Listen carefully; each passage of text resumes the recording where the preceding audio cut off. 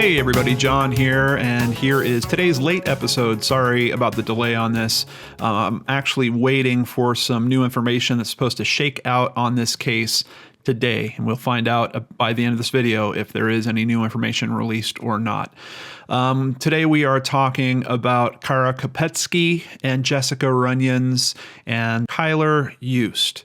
And let's just jump right to it and get to the good news in all of this. Belton man charged with deaths of two female friends faces judge in Cass County. That court date is actually the day that I'm recording this. That is Tuesday, October 10th, and he is supposed to, as I'm filming this, he's supposed to be appearing in court right now. So I'm hoping to have an update by the time I end and edit this video for you guys if there's any new developments in that. But a little bit of an interesting road that we've gone on over the past few weeks as information from this case has kind of shook out. Here we have another, looks like a more recent photo of Kylr while he is in prison. And this isn't the only case that he's a part of. Jumping over to kshb.com, Kylr Yust and 5 other inmates attempt to file lawsuit against Jackson County Detention Center. And this is from back in the middle of September. The lawsuit was filed by Jerry Bosby and included plaintiffs Yust, Michael E. Kane, Gerald Wilder, Joseph Wyatt, and Brian K. Moyer. The lawsuit claimed that the detention center failed to provide the inmates with clean sheets. Yes, I'm serious. For a period of at least 6 months, and did not properly address the matter when inmates tried filing complaints. The suit went on to say the detention center was also neglecting to supply inmates with hygienic goods such as toothpaste, even though in some cases inmates' accounts would still be charged for the products. Now, that certainly sucks if that's really going on in prison. Basically, the judge that heard this took the case and severed the other people from it. So Jerry Bosby is the only person that still has this case active. The other men have all been cut free of the case. The judge said if they want to file cases of their own, they can, but they have to pay a $350 filing fee each for doing that.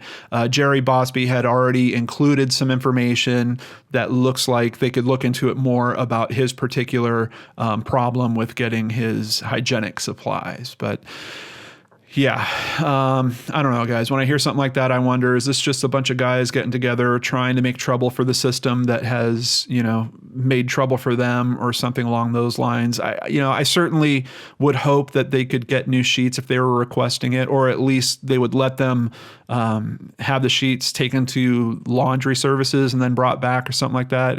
6 months without clean sheets, sure. But these guys are in jail. It's not supposed to be a hotel. So I also have this weird feeling in me of kind of like, yeah, there should be a line there somewhere. But they certainly don't deserve to be abused. That is not what our jail system is about. So, but rolling forward, we have a lot of detail. This is from a posting at kansascity.com. Of course, all the links are in the description box below, so you can check this out for yourself. And this is the actual probable cause statement that has been filed for the state of Missouri versus Kylr Charles Yust. And this statement gives us a lot of detail.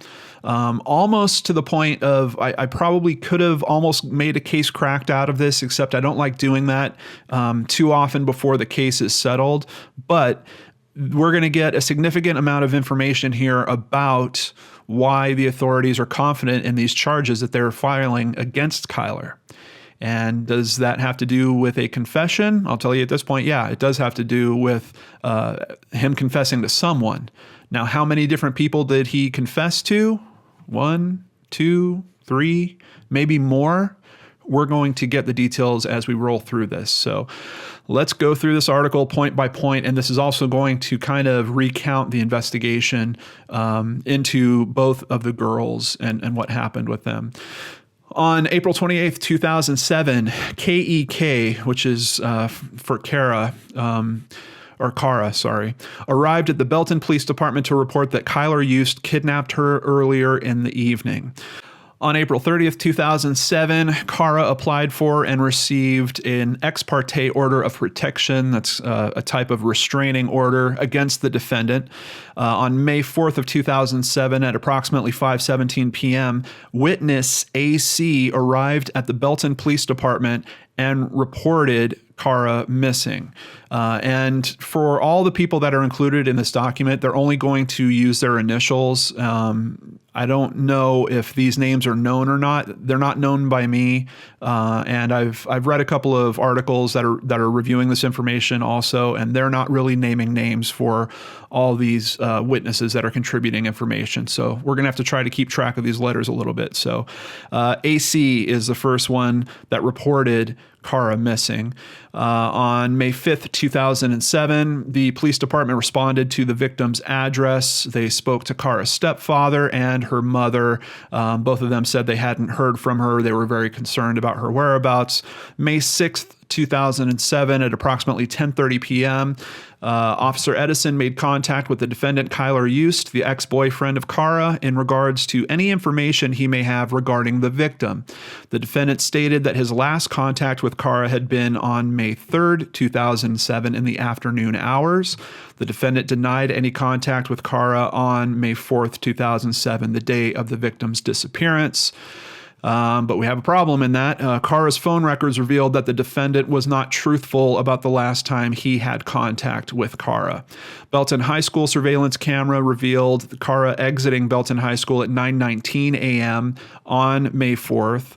The defendant placed a phone call to Kara at 9:20, 1 minute after she exited the high school. The surveillance footage at 9:19 is the last time that Kara was seen alive. So they had a little more contact earlier in the morning there as well. Kind of seems to me like that he might have been going to pick her up. And that's just an assumption I'm making based on the timeline that they're putting together in this document. And they're doing that for a reason. They want the courts to look at this and say, well, you know, it makes sense that he could have been picking her up at that time as well. The phone calls between Kara and Yust were within minutes of the last time Kara was seen alive. During the interviews, Yust admitted to kidnapping Kara on April 28th of 2007. When asked whether he had ever physically abused Kara, Yust initially denied any physical abuse, but he later admitted that he grabbed Kara by the arms on several occasions while the two had argued. On July 23rd, 2007, Yust was interviewed. He admitted that the night prior to Kara disappearing, which would have been the 3rd of May, they were arguing on the phone over the fact that Kara had a friend, two more initials coming at you, JH, coming into town. It angered him that Kara planned to, quote, spend the weekend partying and running around on him. There's more information here about JH. They did interview him as well. He did come to town, but by then Kara had gone missing. He tried to call her several times, obviously could not get a hold of her. So he did not get to see her on that planned trip, but he did acknowledge that he was coming to town specifically with the intent of spending some time with her. It also mentions that she worked at Popeyes, talks about the fact that she had a paycheck that she could have picked up on May 9th and she never picked it up. It talks about the fact that they found her bank card in her school locker and they contacted the bank and there was no activity on her account. More letters. Witness Kylr was a friend of Yust and Kara. Kylr informed the police that the morning of May 4th, 2007, Kara called him to ask if Kara and Yust could come over and hang out. Kylr stated that he informed Kara that he was too busy. Kylr stated that Yust came by his residence at approximately 12:30 p.m. to smoke a cigarette. Sounds a little weird to me. I'm wondering if there was more of a conversation that happened around that. But Kara was not with Yust when he came by Kylr's residence. Kylr stated that Yust called him later in the day and he was crying and frantic, telling Kylr not to tell anyone that Yust and Kara were together earlier in the day. Now, originally, Yust was telling him this because he was saying it had to do with that restraining order. He didn't want to get in trouble for breaking the restraining order. However, that did prompt Kylr to try to get a hold of Kara. He tried calling Kara multiple times on the rest of that day and, of course, never got an answer from her. On April 26th, 2010, so skipping ahead a bit of time here, Sergeant Jones of the Belton Police Department interviewed NY. So we've got another new one. NY was roommates with Yust in 2007, and he played in a band with Yust. NY stated that approximately 6 to 8 months prior to April 26, 2010, he had been with the defendant and was discussing an ongoing relationship problem that he was having with his own girlfriend. NY stated Yust told him that he shouldn't get attached to girls and began talking about his relationship with the victim, Kara. Yust then told him that Kara wouldn't love him, and he told him that he just snapped and something bad happened to Kara. On January 22nd, 2011, more letters, different person, KF, informed that the defendant confessed to her that he killed Kara. KF stated the defendant confessed to choking Kara to death, packing her up, and placing her in some woods. So there we have our first full confession, even though we have a lot of evidence from other people pointing to something bad happening to Kara. Here we have an official confession made to a friend of theirs. On February 4th, 2011, KF recontacted law enforcement and stated that the defendant came over to her house and again Yust confessed to choking the victim to death. So same person, but now we have another confession. Yust described watching the victim breathe her last breath and falling back against a chair and staring at her body for a short time before packing her up and placing the body in the woods. Here we go to another person, CM. CM it was identified as a previous girlfriend of Yust. On August 19th, 2011, CM was interviewed by detectives and advised that at a point in their relationship, Yust became very violent with her, choking her. Yust told CM he had killed his girlfriends in the past and would not hesitate to kill her. So this is actually the third confession, but to two separate people. I'm just going to start counting the people from here. So now we have CM on that list. CM and Yust lived with their friend AC. AC was interviewed and stated that approximately 3.5 years earlier, Yust told AC that he choked Kara to death, and no one would ever find the body unless he told someone where the body was. We now have, 3 people with 4 separate confessions. On June 5th, 2012, SD, yes, more letters, folks, contacted Belton Police and stated that in early 2012, he had a conversation with the defendant in which the defendant stated he had picked up the victim from school the day she went missing because she had gotten into an argument with a teacher or something. Yust told SD that they were having relationship issues and they got into a physical altercation and he choked her out. I'm losing track, but I believe that is now 4 people, 5 confessions. September 2015, Yust was confronted with the information that he had lied about not having a phone conversation with Kara. This is while he was in prison on drug-related charges.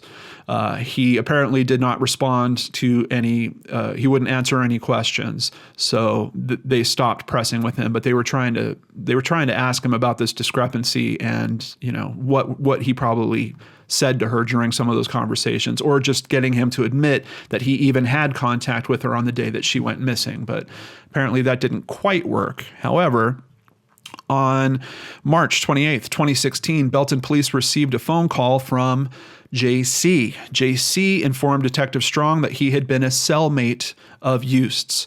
JC stated that after that interview that I just told you about, where they were shaking him up about the phone conversation, the defendant returned back to the jail cell slightly despondent and asked JC to help him get an alibi. JC stated that Yust admitted at that point that he had killed the victim by strangulation and then disposed of her body. So I believe that's 5 people that we have confessions to now. September 10th, 2016, the Belton Police Department was contacted about a missing person. We're now getting into Jessica Runion's story. It was a family member that had contacted the police department. She stated that Jessica had last been seen on September 8th, 2016 at a party, and she left the party with Yust, and Jessica has not been seen or talked to since. Additional investigation revealed that the defendant Yust and the victim Jessica were seen leaving a party in Grandview, Missouri in a black 2012 Chevrolet Equinox. This vehicle belonged to the victim Jessica. Witnesses stated Yust was drinking heavily at the party and was acting very possessive towards Jessica. Witnesses stated Yust and Jessica were arguing at the party. On September 10th, 2016, the Kansas City, Missouri Fire Department responded to a car fire in the area of 95th Street and Blue River Road in Kansas City, Jackson County, Missouri. It was later determined this vehicle belonged to the victim, Jessica, and was the same one she was last seen in when Jessica and Yust left the party together. Also on September 10th. JC. Now, I don't know if this is the same JC as the cellmate. I'm not sure, and it doesn't really clarify it here in the documentation, so just keep that in mind. JC contacted the Belton Police Department. JC informed the police that he was with Yust, and Yust told him that he strangled and killed Jessica, that, quote, she was gone. Yust further told the witness that he dragged the victim's body into an undisclosed wooded area, but he could not drag her very far in. The witness further stated that Yust wanted help with burning Jessica's car. JC was with Yust when Yust intentionally set the victim's vehicle on fire. During the course of setting the vehicle on fire, Yust inadvertently was burned on the hands and face. After burning Jessica's vehicle, JC stated that he took Yust to JC's residence in Edwards, Missouri, to allow Yust time to heal from the burns that he received. Once JC was away from Yust, he notified police of what Yust told him, Yust's actions he observed that night, and the whereabouts of Yust. I'm getting the feeling it's hard because there's not a hard confirmation in here, and we're using these letters for identifying these people. But this might be the same guy as a cellmate. Maybe he was released. Maybe he decided to keep hanging out with Kylr after he was released. But it sure seems like his intentions were to be very upfront with the police about what Kylr was doing, especially when something happened to Jessica here, and essentially this guy is helping him burn her car. So very, very interesting to have this person that is contributing this information, if it is the same guy.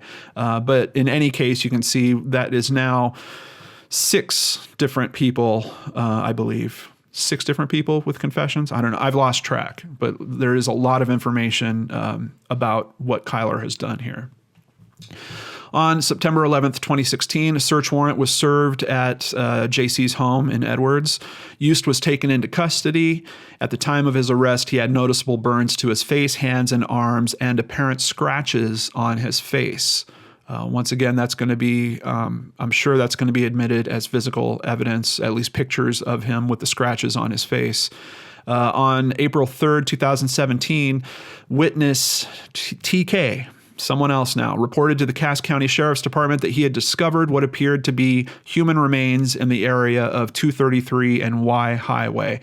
I believe this TK person is the mushroom hunter, the person that was out looking for mushrooms when he came across the first of the 2 bodies. On April 4th, 2017, a second set of remains were discovered that appeared to be considerably older than the first set of remains. On April 5th, 2017, the first set of remains were determined to be that of Jessica through DNA and dental records. And then, of course, on August 16th of 2016, the second set of remains was identified as Kara, and these remains were located in close proximity to the remains of Jessica. So, judging from that document, how it's written, all those different points that I was trying to count and lost count of, it seems to me like the investigators have done a really good job at pulling a case together with the prosecution. I'm assuming that they're going to look for pieces of physical evidence to tie together with this as this case goes through its process. I'll be very curious to see what type of physical evidence that they can get, knowing that he had scratches on his face where there may be, I don't know if Jessica's fingernails might have been found. Were they able to possibly find some of his DNA in her fingernails or something along those lines? But I was already saying when the bodies were discovered, this is going to be really hard for him to answer to if both of those bodies turned out to be these two specific girls and they were both found in the same area, and we've already got him pretty much positively ID'd, tied to the destruction of the vehicle that used to belong to one of these girls. It's just all these things connect very easily. And now you're seeing that they're dealing with a lot of confessions that have also come their way. A lot of people that have heard from Kylr that he actually did this. So I think this case right now is looking pretty solid. From what I'm hearing, I believe Kylr is actually going to enter a plea of not guilty, but I'm hoping for an update on that here pretty soon. As a matter of fact, let me just check to see if there's any new updates on this. And yes, as I assumed, this just reported by the Kansas City Star 24 minutes ago, Kylr Yust pleads not guilty to murdering Kara Kopetsky and Jessica Runions in Cass County. So that's kind of what we expected. Actually, they also have a photo here I can show you of him in court. This article also just mentions that he's being represented by a public defender, and he was led in and out of the courtroom by 3 deputies. Basically, he just answered, "Yes, sir," and nodded his head as a judge asked him if he understood the charges and the range of punishment if convicted, which I believe should be pretty steep in this case. Rest of the article is basically just going over the same information in much less detail that we've already gone through. So I was wondering when I started hearing about all these confessions to other people, are those going to work in court? Like, are you able to bring that in? Doesn't that fall under hearsay? And I found a website called Pandullo Law. Hope I'm saying that right, Pandullo.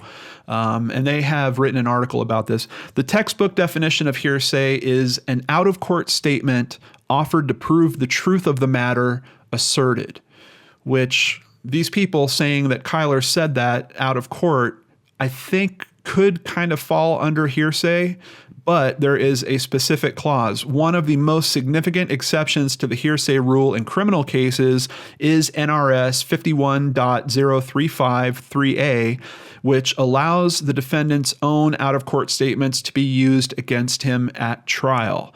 A statement that would otherwise be hearsay is allowed if the statement is offered against a defendant and the statement is the defendant's own statement in either the party's individual or a representative capacity.